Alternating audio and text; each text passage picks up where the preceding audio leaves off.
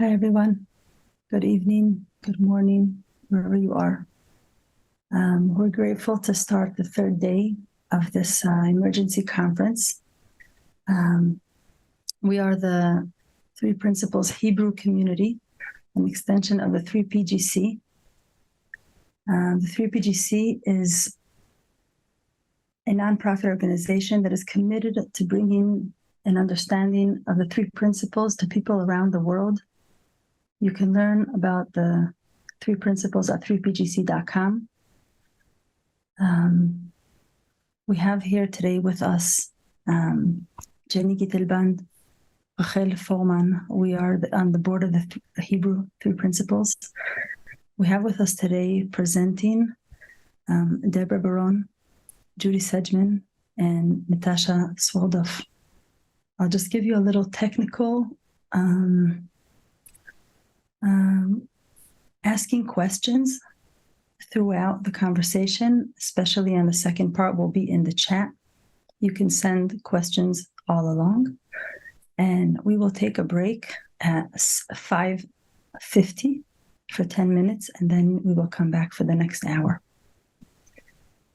Thank you, everyone, for being here and supporting us at these gentle times. Deborah. Thanks, Yael. I'm incredibly nervous. I've been here with you all for 3 days. I had to leave early yesterday, so I didn't hear the questions. I feel very, very inadequate to be addressing you like this. This is a deeply personal time for me, too. I'm an American Jew. It's touching me personally, but I know not the way that it's touching all of you. It's been an incredibly heavy time for us here, but I know it's can't even compare to what you're experiencing.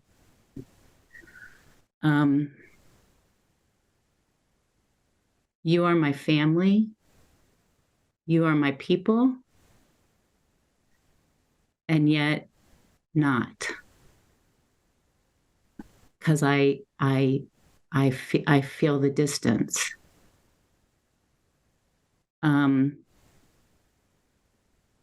Israel is my country, but it's not.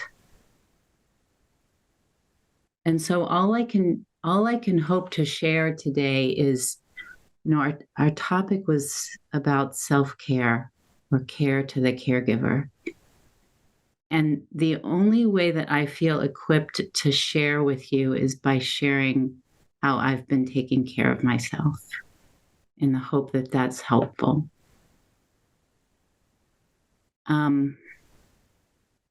These conversations have been really helpful to me. Listening, when Dickens said on the first day that we can feel what we're feeling and rest in that been coming back to me over and over and over again. That my thoughts can show up and I can experience them and experience my emotions and rest in that. It's been such a moment of self-care for me. And then to know that I'm going to have thinking that's going to show up, and that I'm also going to have moments of complete normalcy, and that I don't have to bring back the pain, that I can live in normalcy.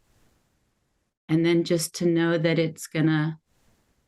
the pain is going to come back when it does, and that's okay too. That's how I've been taking care of myself. And the idea of love has been looming really, really big for me.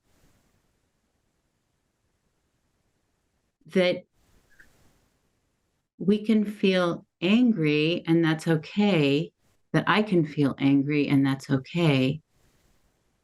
And then knowing that under that is real love, true love, pure love.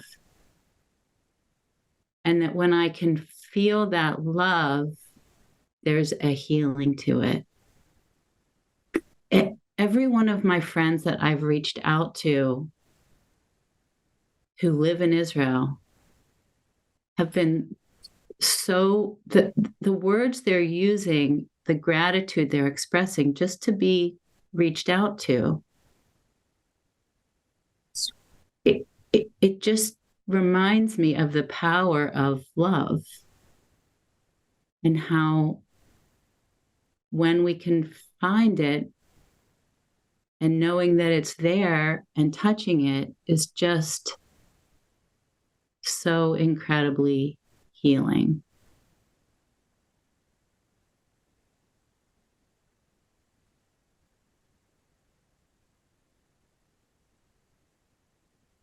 So that's it. That's what I have to share with you about how I'm taking care of myself. And pass it along to my friends and colleagues.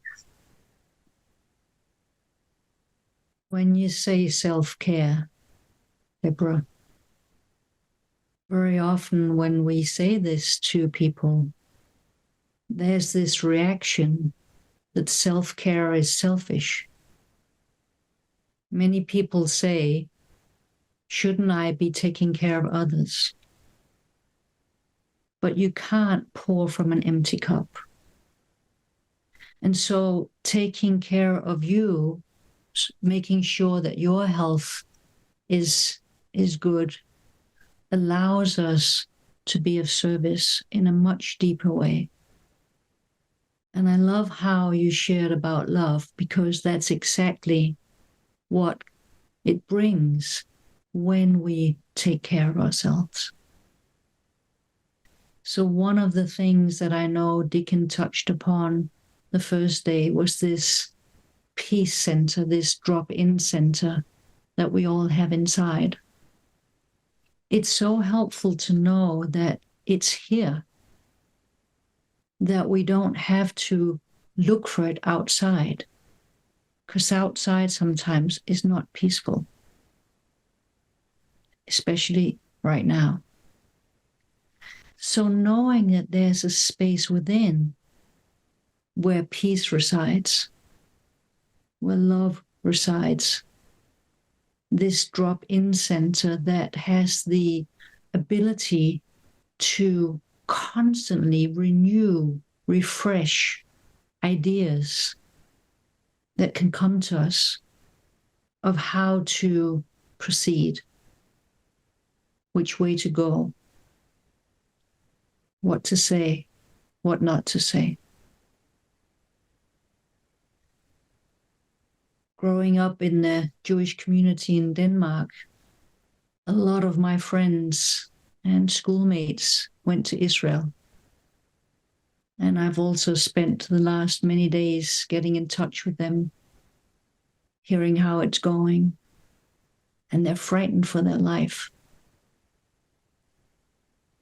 It's so helpful to me to know that on the one hand, I feel the frightenedness, but I know that me clenching up like this from fear is not helpful to them.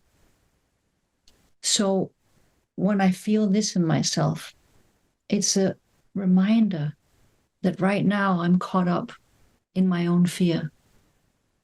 Right now, I'm not being as helpful as I could.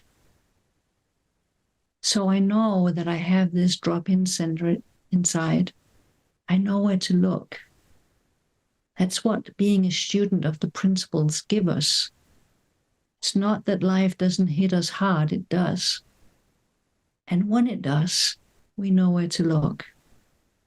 So when I feel the fear and the anger and the frustration and the sadness, it's a gentle reminder, sometimes not so gentle, but to look within, to drop in to this peace center and to wait and see what comes from love, What can I say to my friends? How can I console them?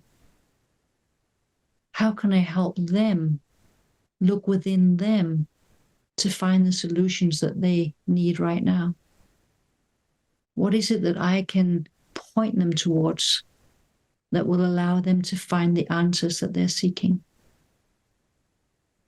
So the three principles really point towards this space inside that all new ideas, thoughts, creative possibilities, where they come from. They also point towards this resilience that we're born with. We're so robust. It points towards this power of thought that bridges our spiritual being with our psychological being. And that when we see that bridge, it allows us to return back home to this space inside where we can understand how we create our experience from moment to moment. So the three principles, and I didn't have the opportunity to meet Sydney Banks, but I have loved studying his work, and I still do almost every day, because it keeps reminding me to come back to this space inside where resilience, love, where it lives. And whenever I drop into this peace center, it fills me up. And when I'm filled up, I can't help but to want to be of service. I'm so full of love and compassion that I reach out. So when I got this email a few days ago about being part of this, immediately I knew in my heart that I wanted to be part of it and to share what I could that could be helpful. I will stop here and let Judy take over. That's really beautiful, Natasha. I'm Judy Sedgman, and I live in Pittsburgh, Pennsylvania. I have many friends in Israel, and like everyone else on this call, I've tried to reach out to people, and it has been, I think, a challenge for everyone to keep their bearings, even though they want to. Many of my friends in Israel are people that do this work, and they are reaching out saying, I don't feel adequate to the task. So I reflected on that, and I thought, there's no task. This is not a job. Being human is our existence. Connecting with other human beings is natural to us. And when I thought about it in terms of self-care, I thought the best thing that we have going for us in terms of self-care is that we can connect at a very deep level to other people and share good feelings and bad without fear. Because no one gets through any kind of crisis in life without a roller coaster of emotions. But those emotions are like the shadow of the thoughts.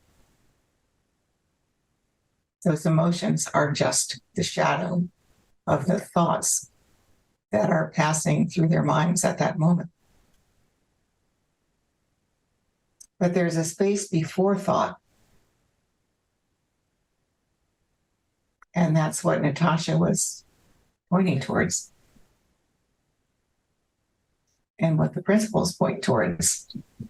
We talk about the principles as though they were a theoretical construct, but they're not.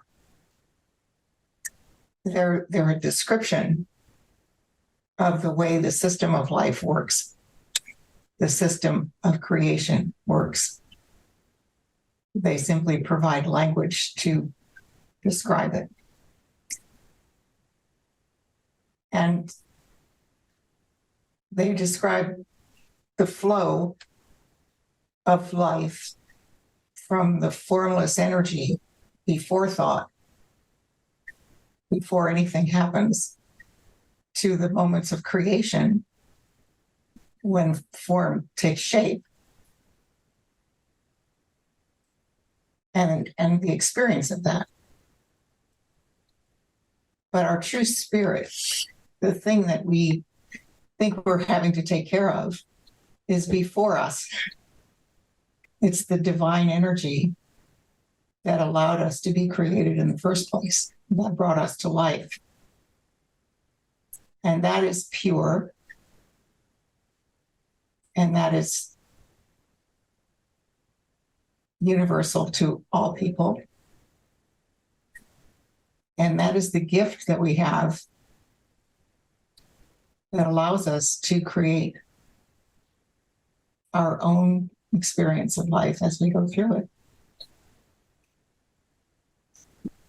And everyone uses it differently. And truthfully, not everyone uses it wisely. Not everyone uses it in the interest of others. Not everyone uses it for good. Not everyone uses it to bring love into the world. And that's our fate as human beings, to see the whole spectrum of what's possible. But there's nothing to stop you, nothing to stop you from appreciating that in moments of deep quiet, when you can still the images in your head, the thoughts that are rolling around, just let them settle like sand in a jar and find a stillness inside of yourself. What you're doing is allowing fresh creation, allowing new thought, allowing your own intuitive understanding of how you want to create life, the life experience that you want to take form.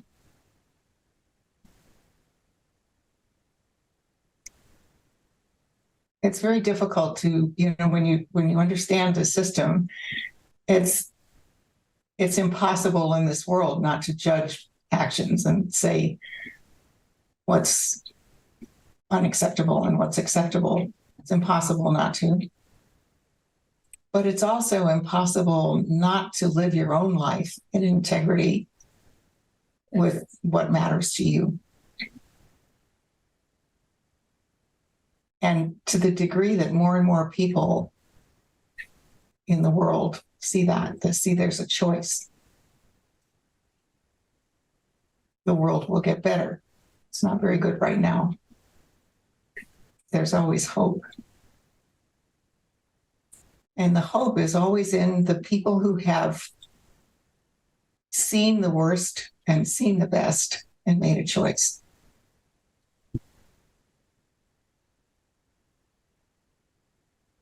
And the choice that will bring us peace is the choice to love, the choice to express the divine love that is our nature, our true spiritual nature, without judgment, without fear. Find that thread that binds all of us together. And I see it, we're watching from a distance here, but it's very powerful what we see. And as I see beautiful people expressing their pain, but also expressing their gratitude for life, for the possibility of addressing things that have gone wrong and fixing them, for the possibility of renewal, for the possibility of learning. This is all very beautiful. It's the human spirit in action. And it's beyond us to break the human spirit. The human spirit cannot be broken because the spirit is formless. It's the energy of life. It's divine. It's perfect. And then we are given the opportunity to use it as we will. And how we use it is to create our interpretation of life. And for all of you beautiful people who are on this call who really want to do that as well as possible, bless you. Bless you for not losing that contact with the perfect possibility that every thought is a new thought. And that out of the worst of the things that can happen in the world, the best of human nature often emerges to teach us all. Teach us what we need to be reminded of. Because in the world of already formed thought, a lot of people get attached to personal thinking that leads them down a dreadful path.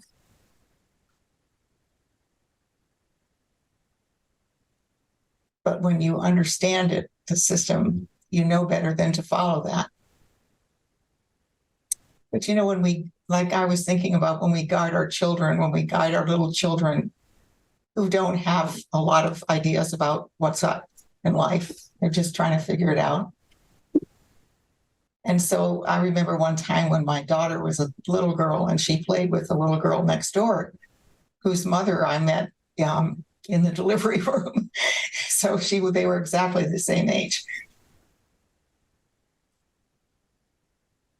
And as they started to get, to be toddlers and play together, often they would hit.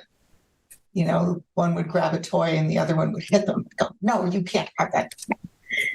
And the mother step in and go, oh no, you don't do that. That's not right.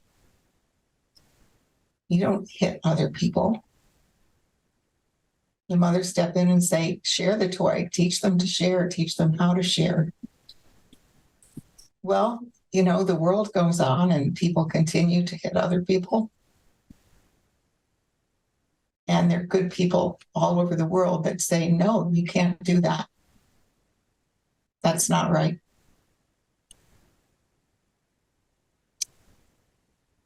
And that's a good thing. That's the level of consciousness of the world coming up to a higher level, to higher standard of acceptable human interaction.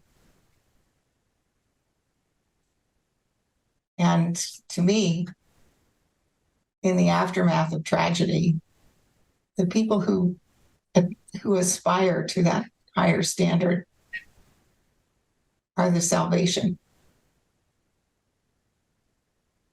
They're the ones that come to peace with what they must accept, that something has happened that's unimaginable, but it's happened. And use that to teach the world that it's unacceptable.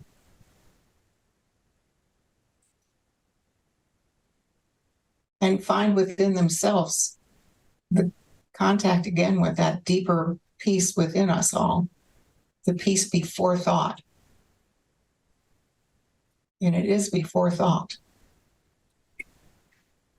It's like if you could put the process of thinking into slow motion,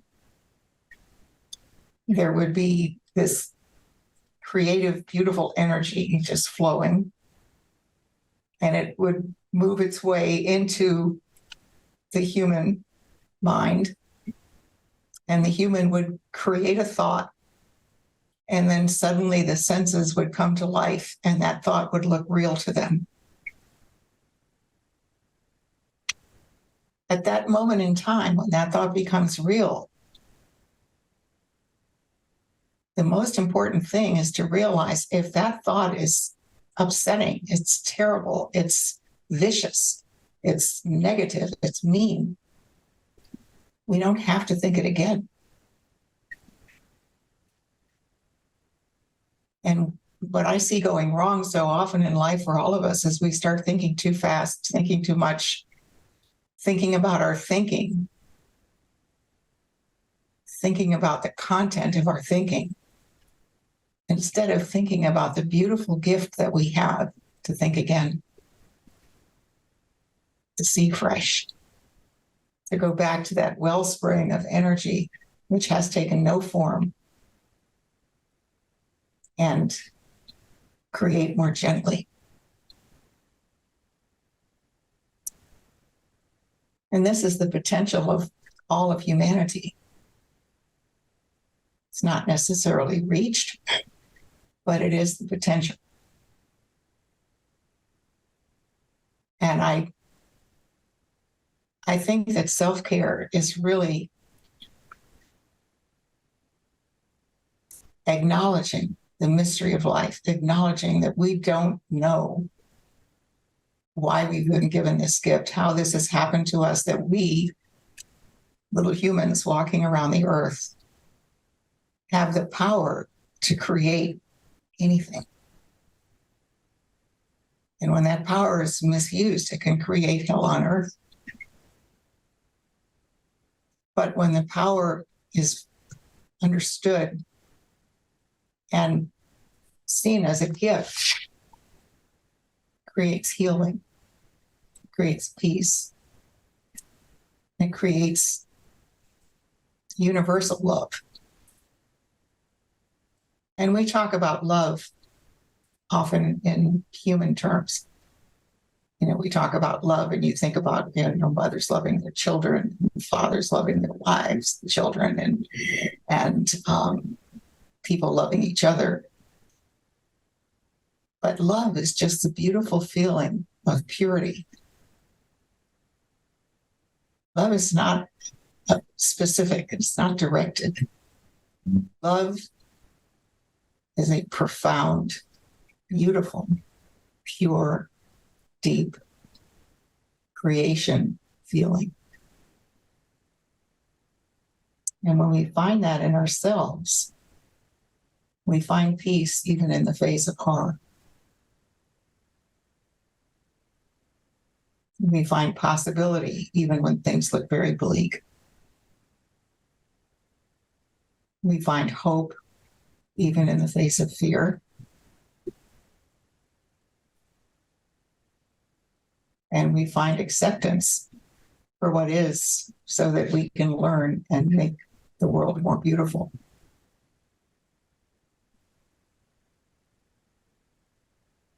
So I thought a lot about self-care when I saw that what was going to come up this day, which is the only day I could be here. And I thought, really, self-care is just going to that quiet within yourselves, just going there and stopping, stop. Like an animal in the forest, when the animal isn't sure what to do, you'll see, like deer. I used to see deer all the time where I lived when I was little. And they would be running through the forest, and suddenly they would stop and they would just be very still. It's like they knew they had to change direction or something was up, but they didn't know what it was. And I would watch, and sometimes they would stop and they would sniff and they would look up and then stay very still. And then they would move off. And that's how I see it when we do that, when we stop, just stop our thinking. Just leave it alone and get very still. And out of that stillness comes the knowledge of what to do next. And that's knowledge before our intellect. That's not knowledge that we make up. That's knowledge that comes from the mysterious, unknown wisdom of the universe.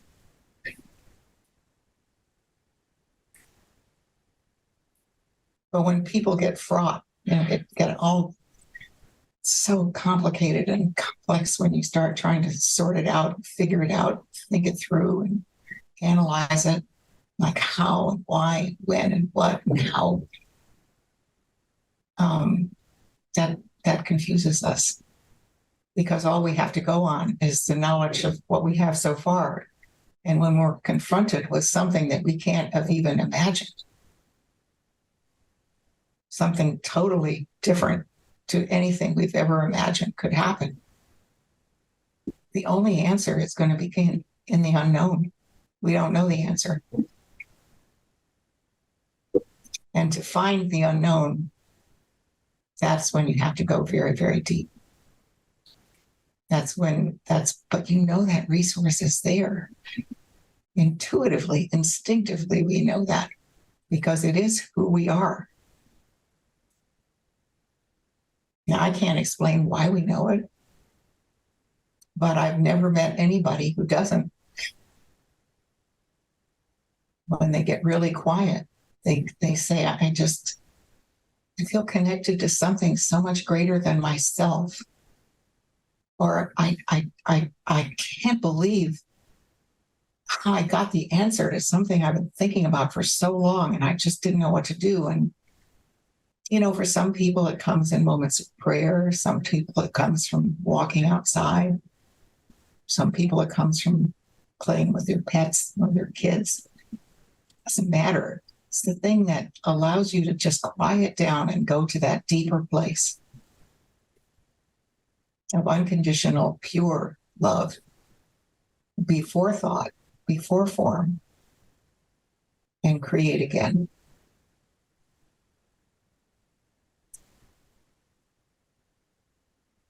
And part of that is creating for yourself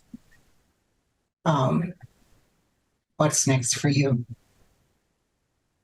I was talking yesterday to somebody who's very struggling trying to help somebody else because they kind of can't get past how upset the person is. And I said, the only reason that you can't get past it is because you're upset. It's not because they're upset. It's because you borrowed their upsetting thoughts and taken them into your mind and tried to figure them out. And when you do that, you just end up going in circles. But before that upsetting thought, there was peace. There was a moment of quietude. And then that thought came to mind. I had another conversation with actually a friend who was not in Israel at the time. I tracked her down, but had just been there.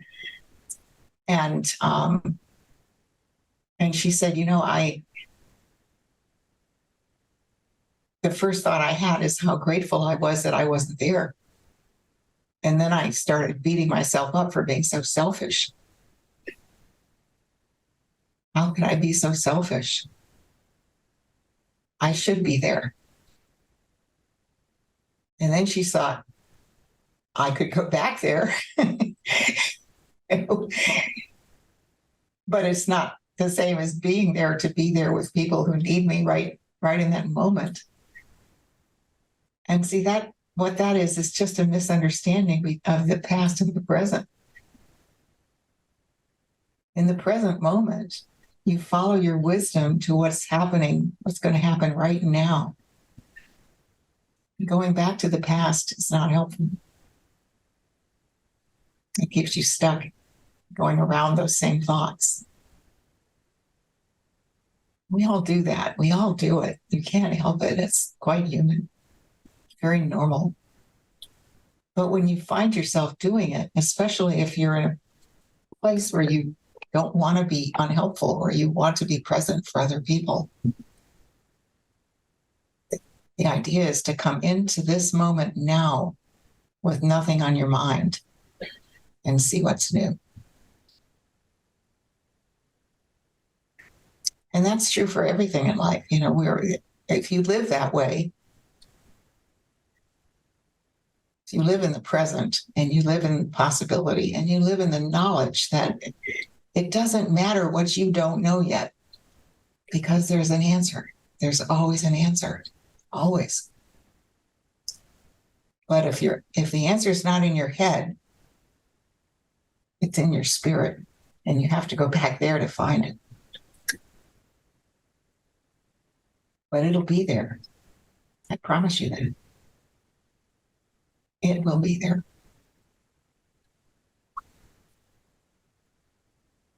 Judy, it's so beautiful what you're saying, and I'm finding myself in this beautiful feeling. And I find that this is a pointer. The feeling is a pointer towards truth. And when you were speaking before about, hell on earth, or it reminded me that this summer it came to me one day, what does it mean to have peace on earth? Mm-hmm. And of course, my first thought was, well, that there's peace everywhere. But the insight to me was, when there's peace here. And it was huge. It was huge. It was like, I was really taken aback, like, oh, when I'm in peace. Mm-hmm. And so it would be easy to go into the psychological mind and go, well, I'm in conflict here, or I battle myself with this. But then that feeling, that drop-in sense, that center of peace that's inside, that's before thought, reminds me that it's here. And then after having that realization, it was obvious that if everyone found peace inside, how could I ever want to be cruel to anyone? How would I drop a bomb on anyone? How would I take from anyone? And so it was really powerful to see that peace really comes from within us. And so back to our theme today, the health of the helper, self-care. We have to start here. We have to start here. Mm-hmm. Finding it inside of ourselves. And the other thing that I did for today was, when I was reflecting on, well, how has the three principles helped me in these times of challenge, this situation and the Ukrainian war, all the times in life where there are battle and struggle, and where I find myself clenching, being frightened, getting fearful. And so I was reflecting on some of the things that I really find where the principles have guided me to a more peaceful, loving place that allows me to be of service. And one thing is this, that finding that resilience and health is inside of me. I love that you said before, Judy, that the spirit can't be broken. We're human beings, and our human parts I often see as our body that can definitely be broken. But the being part, the spirit part, it cannot be broken.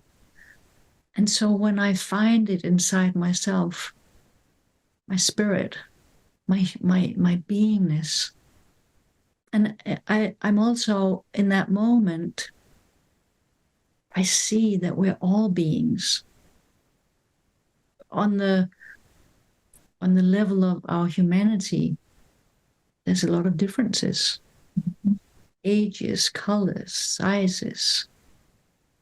But being is one. And again, so that's a reminder that we are one. All of us.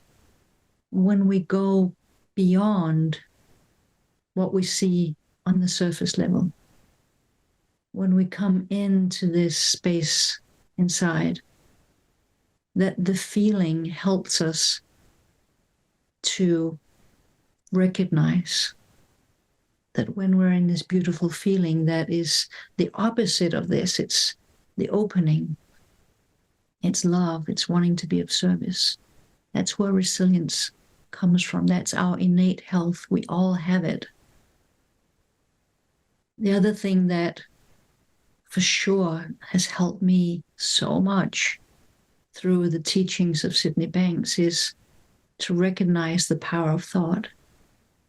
That when I experience this stress inside of me, this feeling of fear, I know it's a function of my own thought process. It's not what's going out in the world.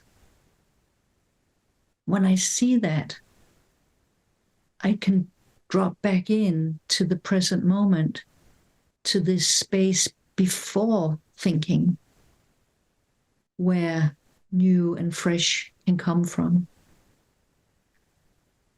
And so it's important to remember that each moment has a new opportunity for fresh experience. Each moment is a gift when we know where to look to connect with this intelligence of all of life. This potential to have any thought, to have any idea, it's this potential of creativity. So each moment is truly a gift that allows us to have a fresh and new experience. Being conscious of our own state of mind is a guiding system.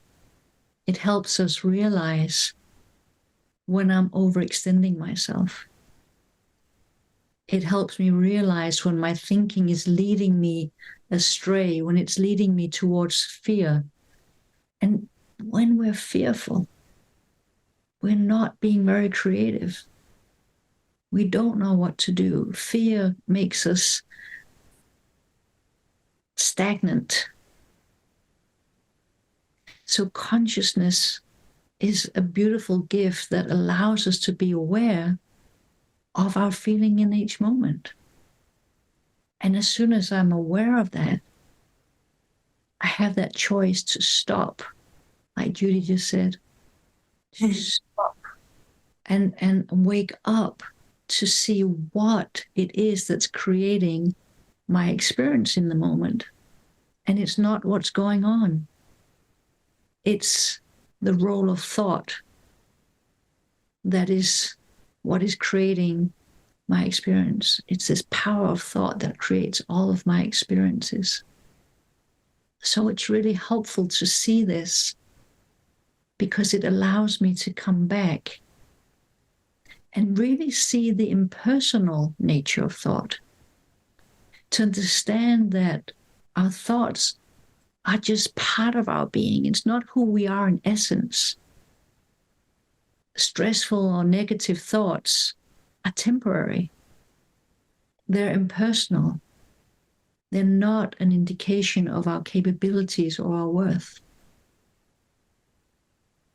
And so when I was reflecting on how the principles help me in these times where I definitely on the personal side can get consumed by anger, fear, sadness, it helps me to remember my own and everyone's capacity for insight. That we have this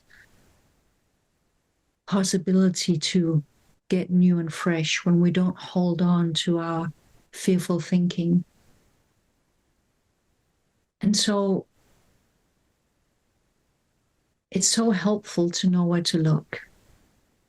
It's so helpful to know that self-care is not selfish. Self-care is what allows us to be of service to others. And I think that's the best we can do right now is help us to people in need. I know we have a break now, so I'll stop and see you after the break.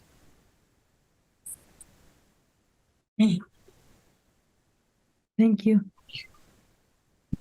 We will see you all in 10 minutes. Okay. Yes. Take a 10-minute break.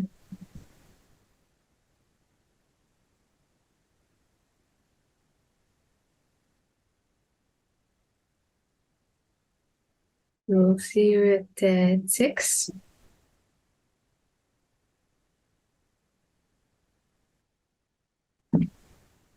Thank you, Kate. Yeah. So, Kate, were there any questions posted? I wasn't certain that we could see what was in the chat room or not. You won't be able to see it, but I don't have any questions yet. Okay. If people don't have questions, I would love to hear how this experience, if this experience has impacted you, how. Has being here with us all together been touched you in any way? And yeah, I'm just curious if anybody's willing to share.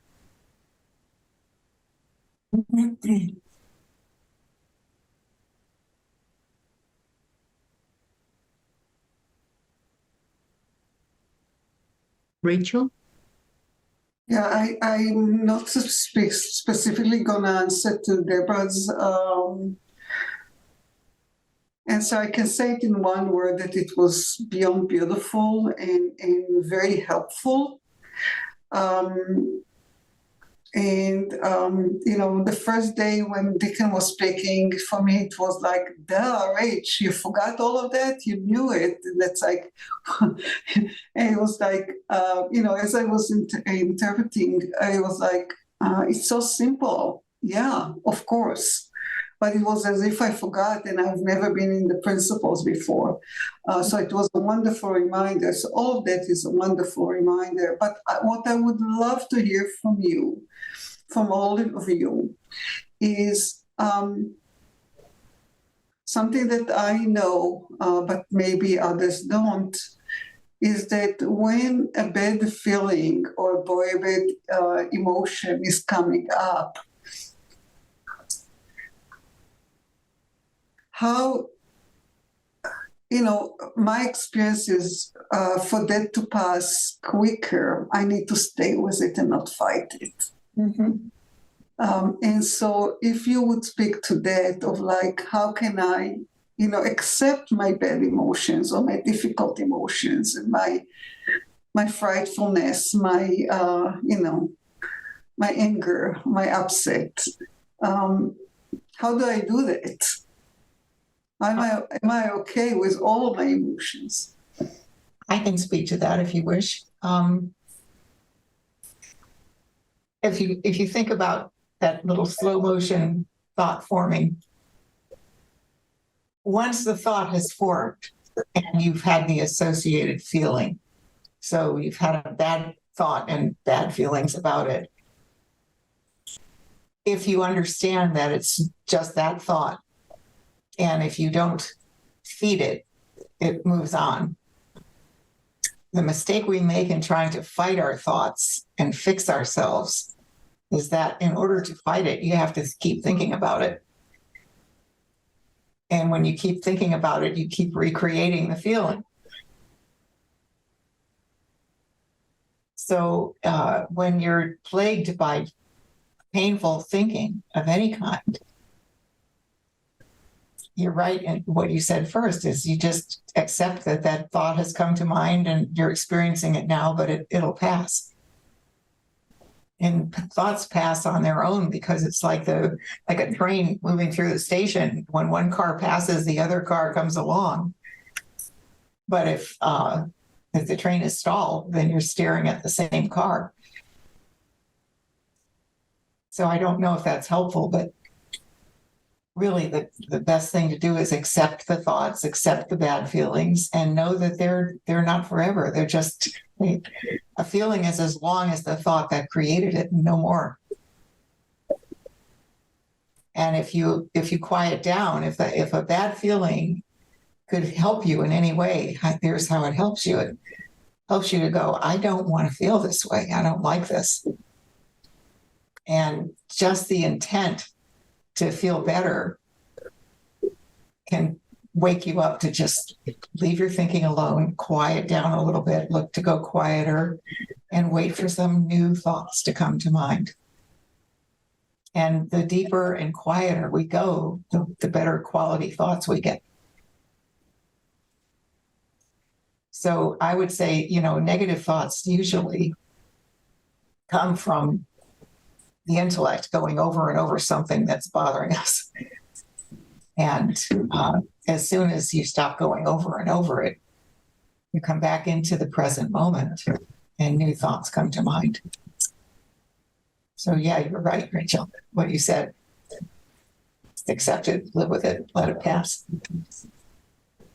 Something that occurs to me sometimes, not always, is that that having a thought that I don't like is an opinion. And that having an emotion that I don't like, it's the emotion is there can be a neutrality to it, that I can feel it without having an opinion about it.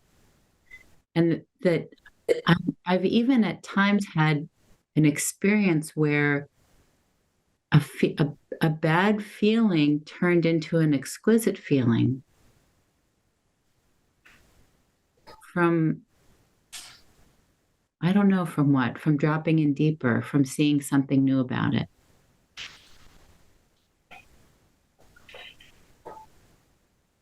How I see it is that every emotion is an invitation. It's an invitation to see something deeper. It's an invitation to prayer. And when I say prayer, I mean dropping in. That's what we do when we pray. We're opening ourselves up to something bigger than ourselves. Recognizing what thought is made of, that it's temporary in the moment, created from these powerful principles.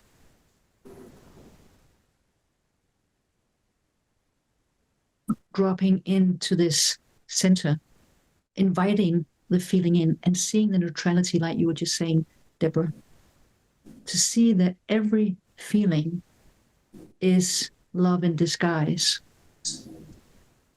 When we can see that it's love in disguise, what do I mean about that?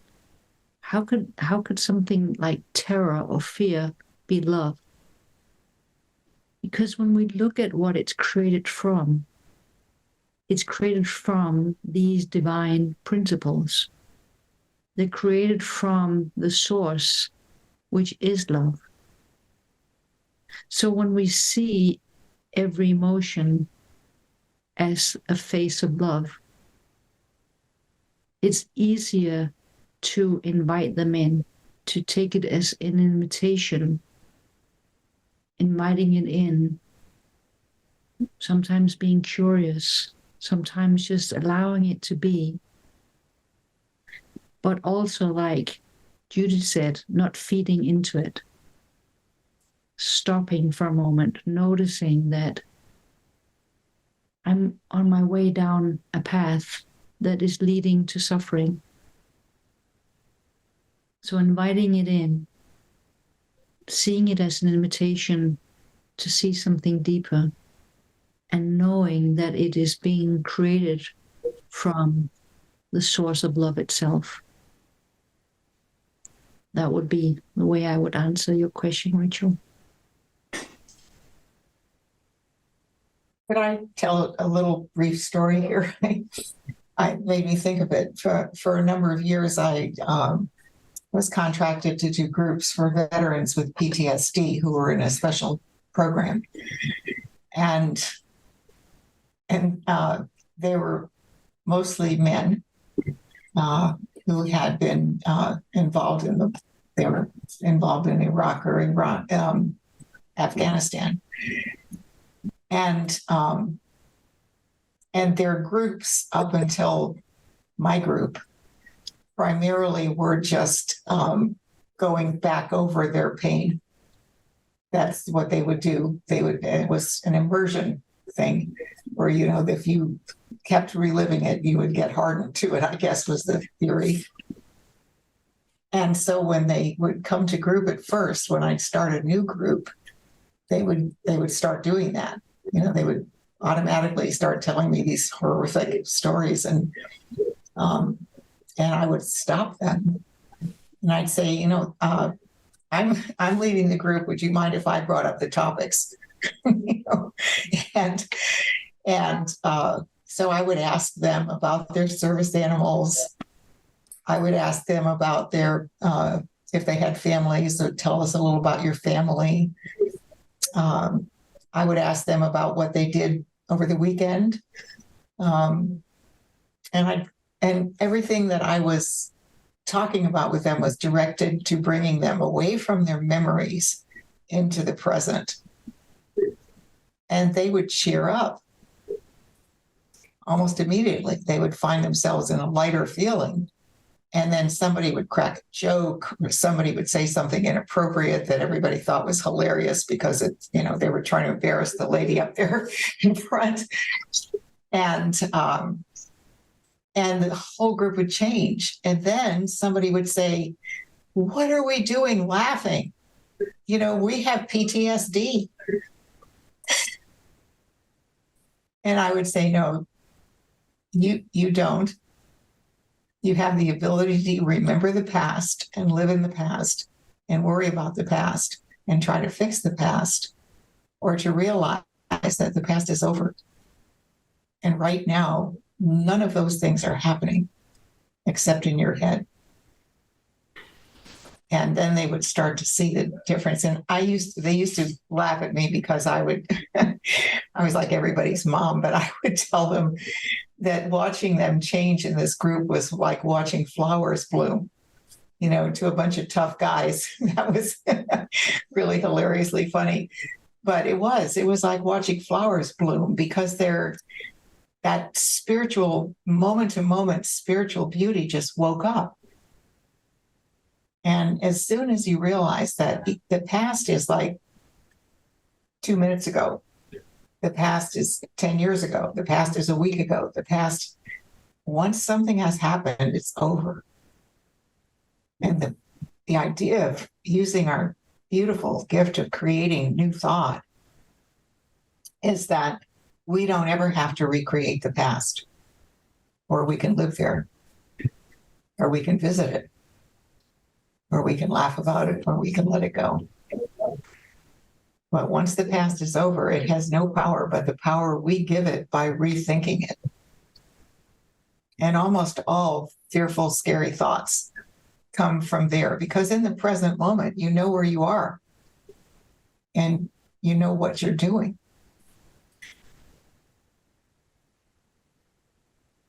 There's very little fear in the present. And soldiers used to tell me that. They would say, I would worry, when they would first go into a difficult place. I would worry that my training wouldn't kick in, or I wouldn't know what to do. But they said, they would experience over and over again that in the moment they knew exactly what to do. And they get scared afterwards, thinking about it when it was over. And that's how it is for all of us. We do the best we can in the present moment to thrive and survive. And then when we think about it and reflection, look back on it, often we get frightened by what could have happened but didn't. And it's not tricky, but it's not a habit that most people have. Most people try to figure out what's wrong.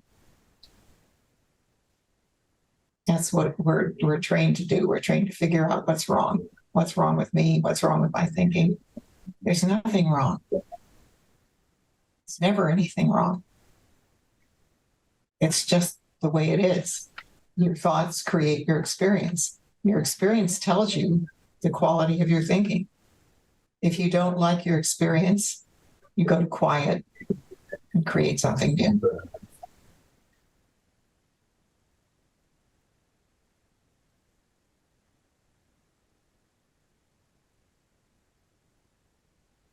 We'd I love have to. a question here, Yeah. and I will try to do my best in translating it to English. Thank you. Masha, do you see it in Russian that if I will make a mistake, you will help me? There is a question or a statement for Jews. There will be some kind of danger in any country and always. Anyway, this is not about some men who returned from somewhere else's war. Well, I appreciate the person's pointing that out. I'm aware of that, but it's a common human experience to create new thought, no matter why you're doing it or under what circumstances. So I apologize if I offended you in any way, but my intent was to share a point, and I'm sorry.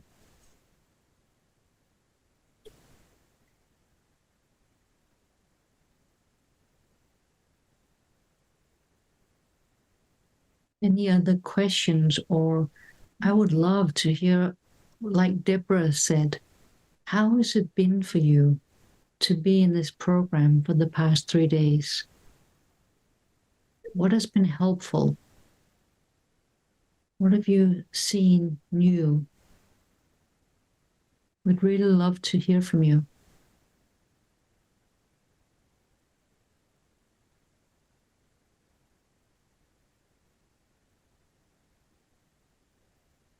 You know, one thing I've been noticing, it's funny, it just came to me and I don't even know what I'm going to say about it. But one thing I've been noticing with my family in particular is that there's kind of a should happening. Like my husband in particular, he's really watching the news, and he's going to hear local speakers who are bringing, you know, insider information, and he feels an obligation to hurt. And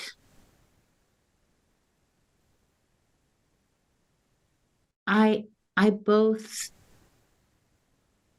I think that's okay, and then I also think it's not necessary. Like I said, I don't know what I want to say about it except that I'm observing it, and that maybe it's just a recognition that we can choose. That last night he went to hear a speaker and I went to an obedience class with my dog, right? And that neither one of us was right and neither one of us was wrong in our decision.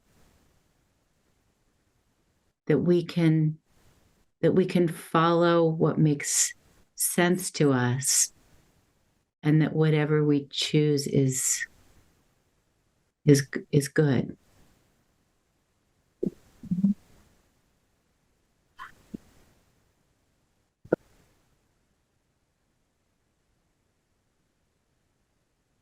You're muted, Deborah.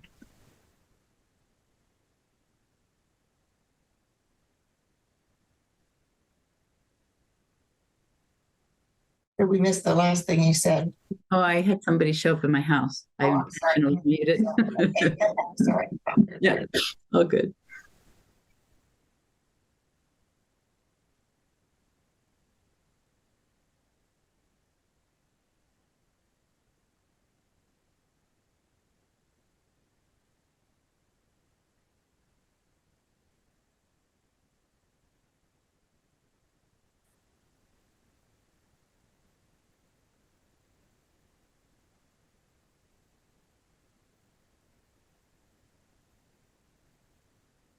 I think when I'm listening to you, Deborah, what comes to mind is that recognizing the principles at work, that we are the activity of the principles, recognizing our innate well-being doesn't mean that we're ignoring our emotions or pretending to be okay when we're not. it means understanding that at core we are resilient, and that this resilience, this innate health, can guide us back to a state of balance. So it's really pointing towards the fact that our essence is unbroken regardless of the external circumstances. That's so powerful to see that. That's just what came to mind as you were speaking, Deborah.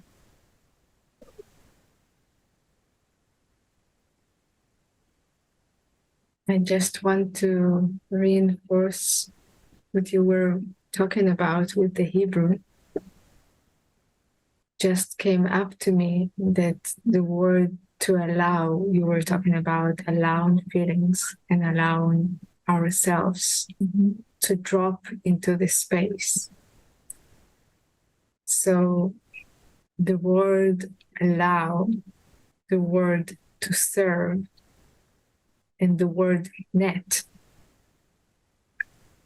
come from the same word, להרשות, and להרשות is to allow, לשרת is to serve, and the word רשת is a net. And you were just talking in English that the opportunity to allow is giving us the permission to serve. And it's amazing that every time that we're choosing to be at service, some kind of net in a miraculously just comes up under our feet. And it was just in the word. Your speech was so like in front of us. I've been so grateful to you, Jenny, over these last 3 days, in how you've, the Hebrew language is, I don't know if it's uniquely rich in this aspect, but the roots of words and the way it brings meaning together is so powerful. And I've just been so grateful of every time you've brought that to us over the last few days. Thank you. Now, so I will just bring another one about choice. Inside the word choice, there is the possibility to make it, when we switch letters into the word wide, בחירה can become also רחב, to make something wide. And and when we switch letters, it can be also חרב, to destroy. So we always have this. You were pointing, I don't remember who, but the principle is pointing into seeing the best we can do and the worst, and to choose to destroy or to make it wider. יש גם חירות שזה חופש. And חירות, thank you. That's really beautiful, Jenny. And I think that's, that is where the principles point us, as to the fact that whether we are consciously doing it or not, we're always choosing which thoughts to entertain and which thoughts to let pass, which thoughts to go deeper into. And that choice determines our experience. That choice determines whether we go wide or selfish, kind of. I think that's a beautiful thing.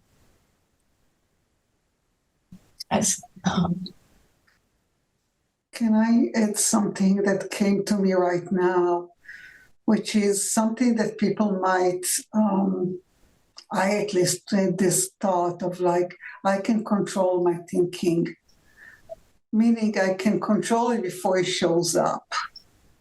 I can't. The thought is showing up. Once I understand that it's after the action. It's once it shows up, I see what is, and now I can decide if I want to entertain it, I want to think about it more, I want to let it go. It's something that, is it a fresh thought that is new and I really want to consider it? But I have no control over my thinking and over my thoughts. They just show up. And this is something that a lot of, people might feel like, I need to sit and just push it down. No, that's not what we're saying. We're not talking about like pushing it down or controlling it. No. Just talking about, if I hear all of us correctly, is we're talking about entertaining the capability that we have to discern. That's all it is. And we don't have to do that. The beauty is that we really don't have to do that. We can just be, in my case, as crazy as I want to be. I can be upset for days if I choose to. I don't anymore because I have this understanding. I used to be upset for months. I used to have resentment about things for years. I didn't remember why I had the resentment. And now it comes and it goes. And so that's the beauty, the freedom that I found because of this understanding. The freedom to be, like what Deborah said about her husband, like the guilt, the shame maybe that I feel, I'm here, I can't do anything, they're there. Everybody's calling for help, and what can I do? Or I'm not capable of doing that. All those feelings are coming up. And if I recognize it, then I can allow to what is right for me to show up, what is, and even if I judge it, it's okay. It's all okay. That's, I think, what all of us are trying to point to everyone, that no matter your human experience, it's just okay. Mm-hmm.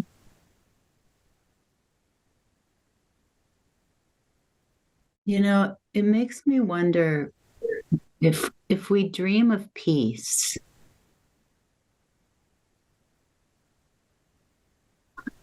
it may not be enough to feel peace in our hearts, to create peace in the world.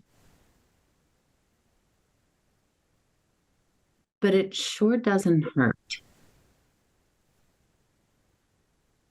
And each time any one of us finds peace in our hearts, it might just be a little step towards sending peace out in the world.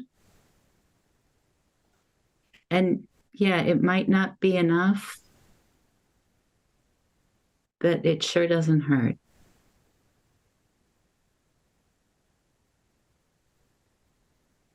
Deborah, when I think about peace in the world, I remember that Sid Banks always used to say, it's still one soul at a time. And that's what you're pointing to. But in my experience, people who find peace within themselves live in a different feeling state from people who aren't at peace. And in that feeling state, they draw other people towards that. And so I look at it as people find peace, they create peace, whether they, intend to or not, because it wouldn't occur to them. The things that occur to people in a peaceful state of mind are very different from the things that occur to people when they're upset and insecure and anxious, fearful. And things in a peaceful, easy state of mind, people don't do harm So so you're right. It certainly doesn't hurt, but it also helps because it's very appealing. I think people are drawn to that, and they want to understand it. They want to know how does that happen? How do I find that? I was playing with the word, Judy, answer in Hebrew. And you write answer, tshuva. And inside the word answer is to go back to the shuv, and one letter hey, which is mostly the sign for, you can call it nature, you can call it universal, you can call it God, you can call it whatever word is closer to you. But it's the answer is coming from coming back to the source. And we're always, when we're looking for answers, for peace, for common sense, the answers are when we are coming back to the source. And when I was playing with the word tshuva, and I said, oh, it's just written inside the word, just going back to the source. Stepping in. Thank you. Thank you. When you say source, I'm reminded that earlier I was speaking about how we are human beings. The being part is the source. The being part is what unifies us. It's like we are one ecosystem.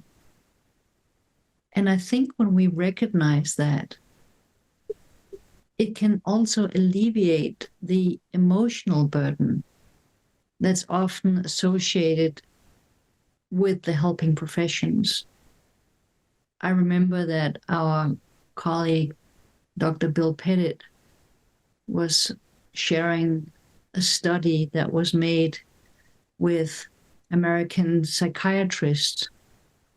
I think it was 83% that were experiencing burnout. Mm-hmm.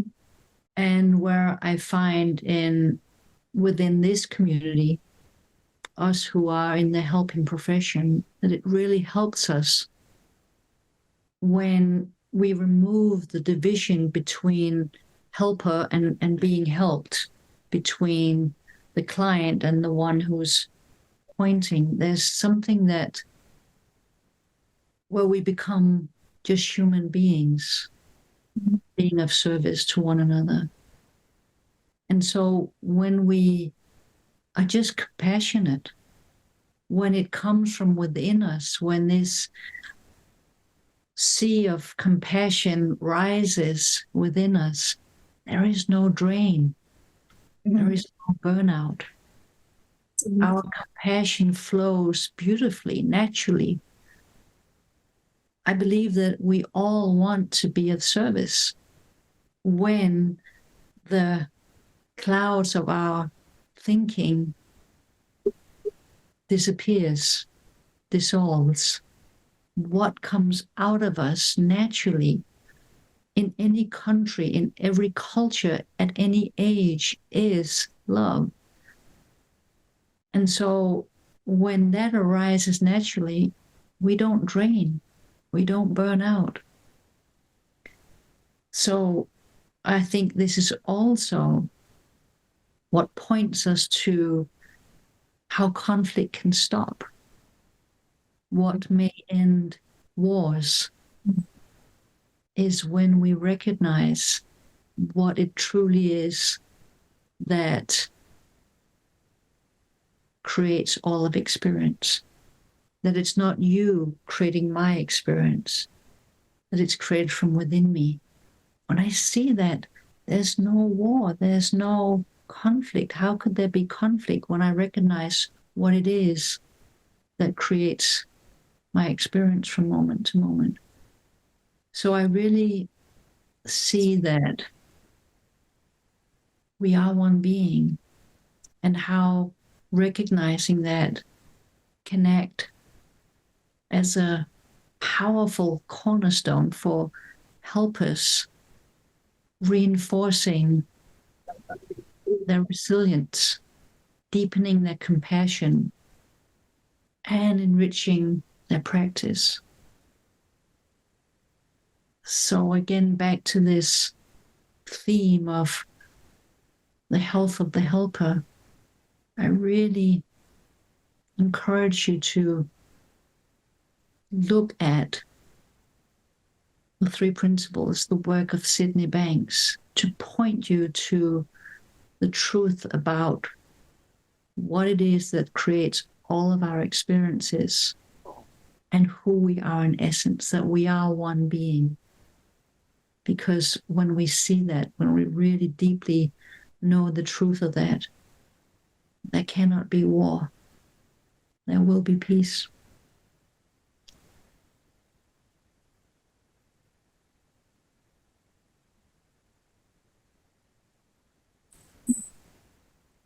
Amazing, Natasha. I was thinking about so many techniques are discussed, and what you're pointing, what the three principles are pointing, is there is no need in a special technique to be truthful, honest, healthy. It's being a human being. It's not a technique.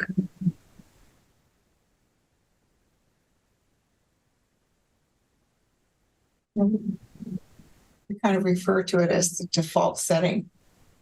It's where we go back to when we stop thinking and worrying and entertaining a lot of extraneous thoughts. We naturally go back to our natural state.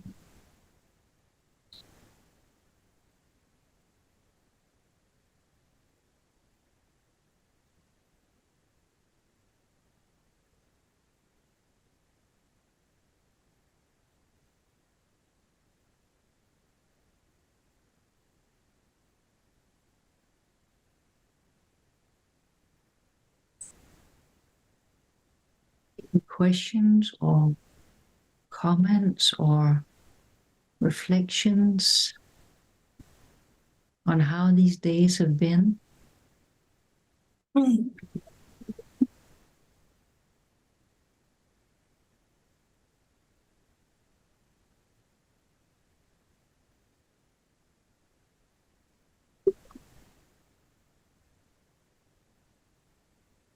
I speak about the teachings of Sydney Banks, I always refer to them as Sid's message of hope,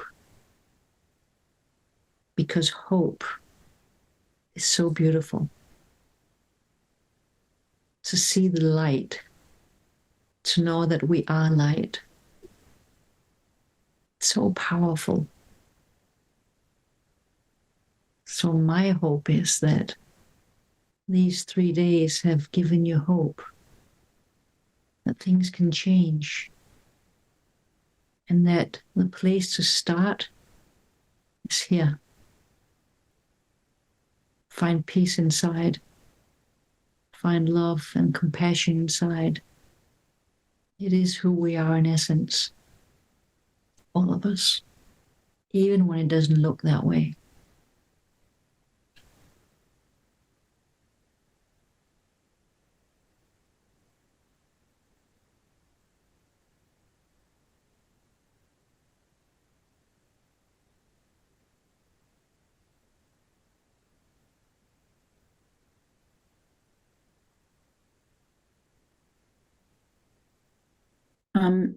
Marina and Yael and Jenny, you all organized this. Do you have anything you want to say to, I don't know, bring it together? Marina? She needs to be unmuted. Can you help with that, Kate? Thank you. Thank you very much. Thank you, Deborah. Thank you, Judith, Natasha. For me, this last day has really, really brought it home, back to myself. And what I have been seeing today is really how the world is like a potluck. What are you bringing?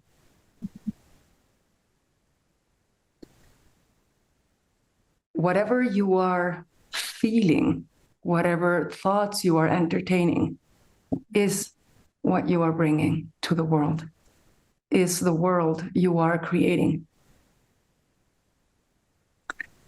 That, in terms of self-care and the care of the helper, what I am seeing today is that in order to want to hurt someone, you need to feel hate yourself. And that is not taking care of yourself. You need to feel anger first, and that is not taking care of yourself. You need to feel despair, hopelessness, fear, and that is not taking care of yourself. So in the possibility of really, truly taking care of ourselves, recognizing that choice, not only do I take care of myself, but I take care of the whole world. Judy mentioned that really, really touched me. You said, hope is in the people who have seen the worst and have seen the best, and then make a choice. So it is not about, oh, I have lived through this, so now I can't make a choice. No, it is precisely the fact that you have seen horror, and now you can make a choice because you know how it works.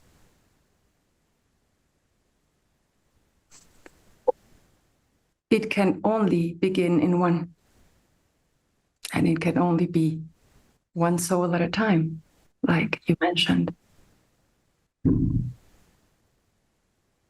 We impact the whole world and the whole universe with our state of mind. It is where we are coming from. And I am reminded today of the words of Saint Augustine. Love and do whatever you want. But you see, love is right there at the beginning. If you are grounded in love, do whatever you want.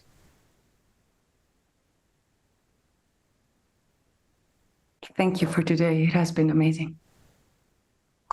Thank you, Jenny. Thank you, Yael and Rachel, for this initiative.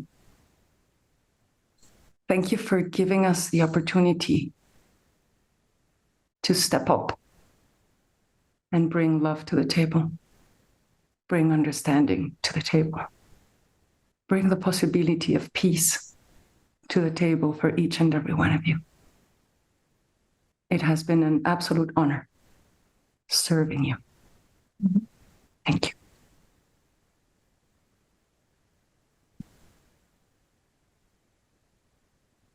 I think I will speak for many, many of us.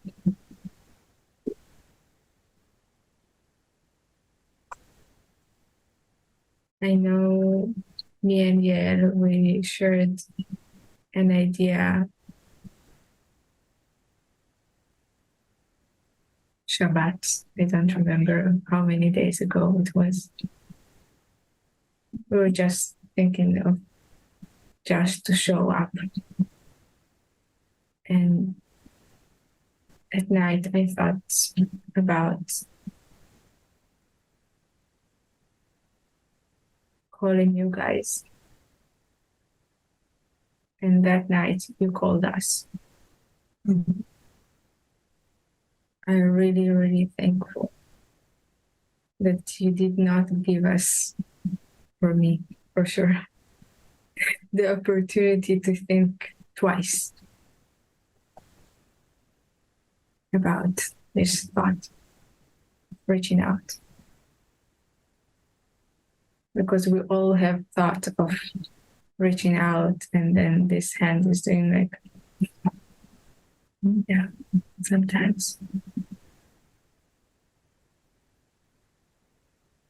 Thank you for all the speakers. Thank you for all the people who came the whole 3 days to take care of you, to start with you, to start with your soul.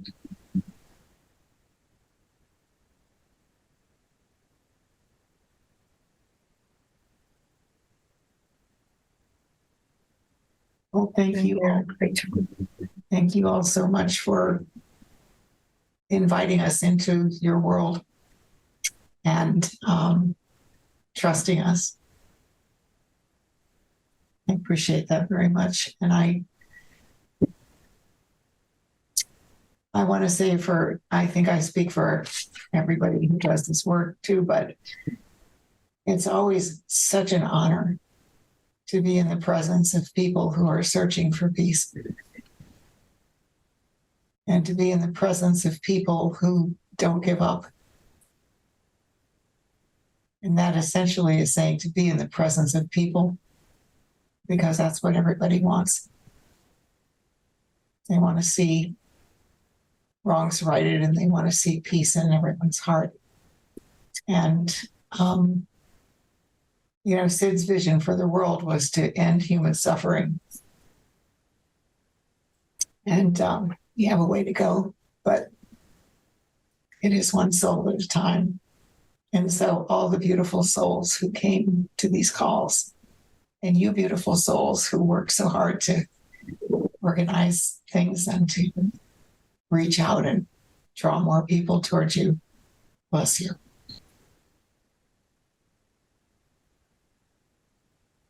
Truly is an honor to be of service. And if these 3 days has helped just one soul, it's worth it. So I just want to thank you for showing up, sharing all that you bring.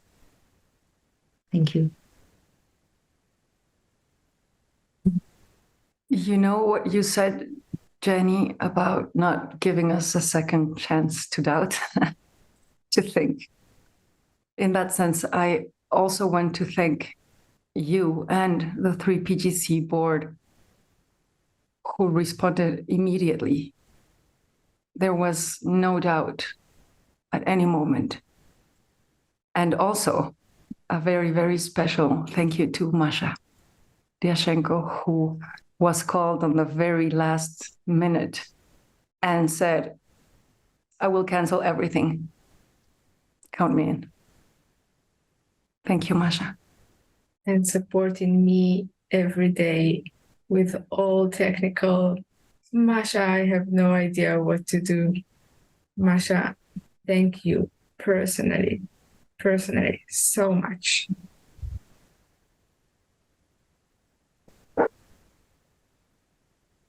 And that is how you bring not only love, but yourself to the table, which is the same thing.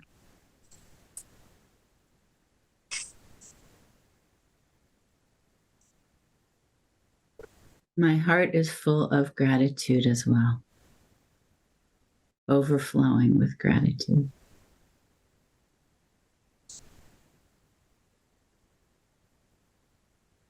Thank you also, Kate, for facilitating and making it all happen on the technical side. Yeah. We couldn't have done it without you. Kate and Shane, thank you so much.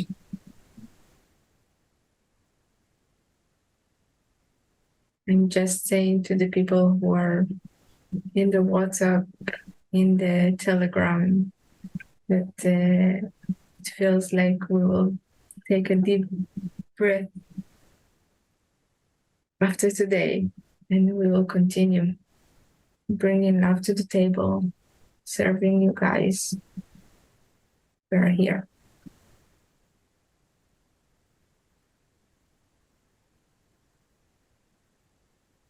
I think I just want to send out prayers to all the people of Israel.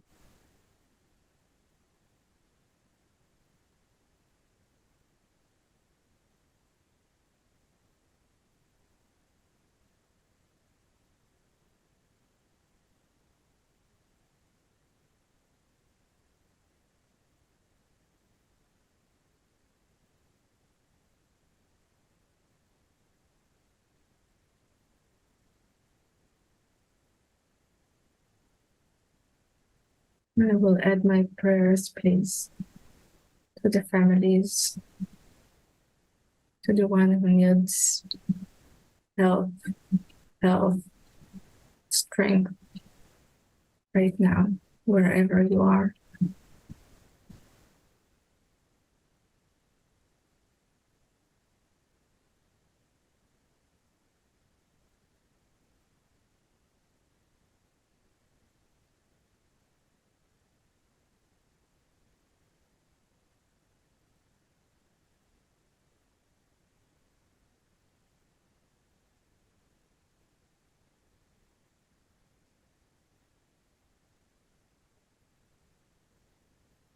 I will ask Masha.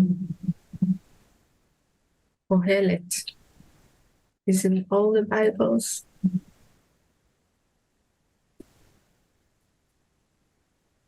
The book Kohelet. No, No. No.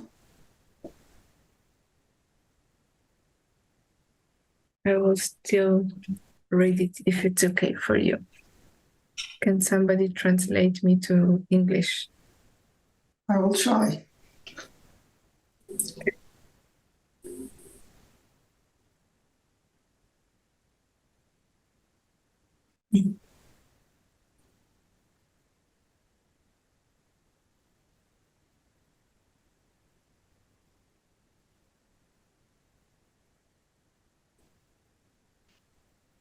לכל זמן ועת, לכל חפץ תחת השמיים. Every time, place, an object under the skies. עת ללדת ועת למות. There's time to give birth and time to die. עת לטעת ועת לעקור נטוע. There's time to plant and time to take out plants. עת להרוג ועת לרפוא. There's time to kill and time to heal. עת לפרוץ ועת לבנות. Time to destroy and time to build. עת לבכות ועת לשחוק. Time to cry and time to laugh. עת ספוד ועת ריקוד.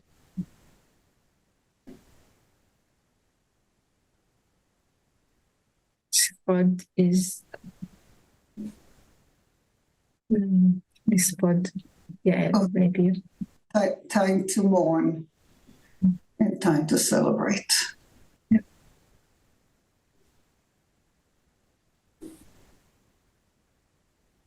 I want to thank you for giving space, time, love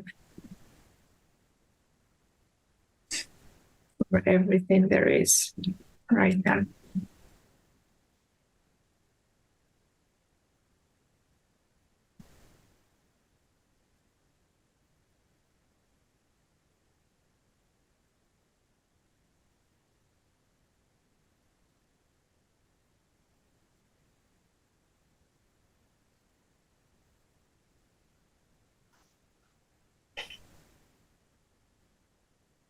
Oh, Hashem. Take care. Thank you.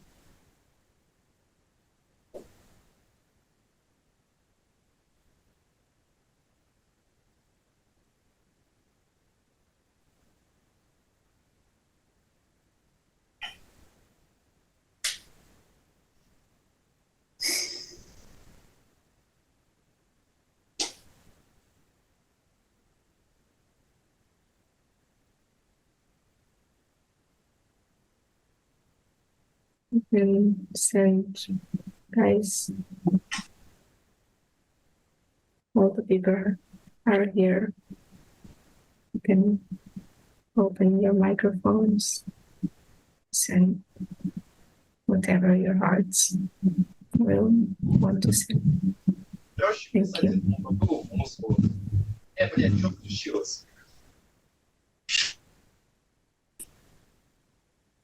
Thank you.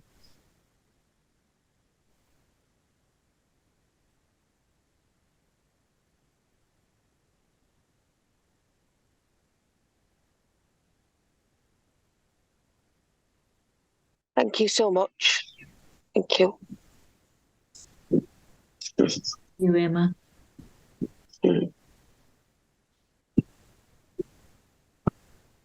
Thank you.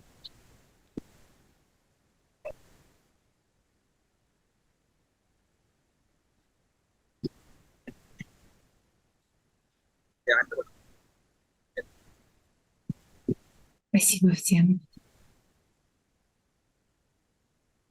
Дякую.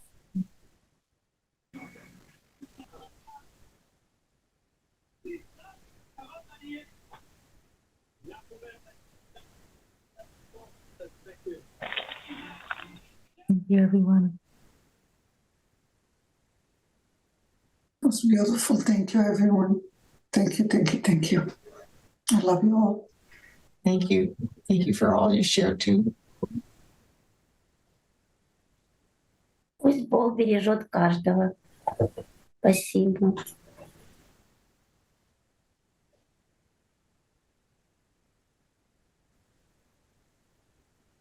Very peaceful.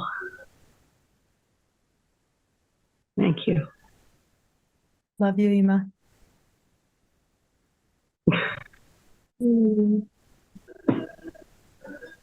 Thank you very much. I really love you guys.